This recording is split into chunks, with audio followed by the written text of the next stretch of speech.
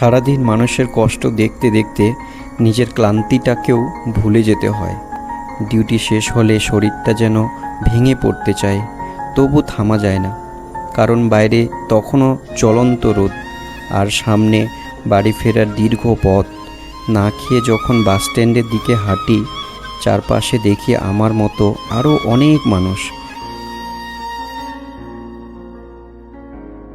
কারো হাতে ব্যাগ, কারো চোখে অবসাদ, কারো মুখে জীবনের সঙ্গে লড়াইয়ের চিহ্ন। তবু সবাই ছুটছে, কারণ জীবন কারোর জন্য থেমে থাকে না।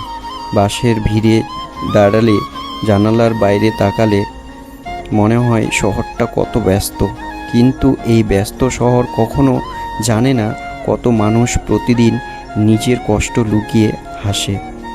ক্লান্ত শরীর নিয়ে আমরা আবার পরের দিনের স্বপ্ন দেখি, কারণ দায়িত্ব নামের এই শব্দটা মানুষকে কখনো হারতে দেয় না। আর হয়তো এই নীরব লড়াইটার নামই জীবন।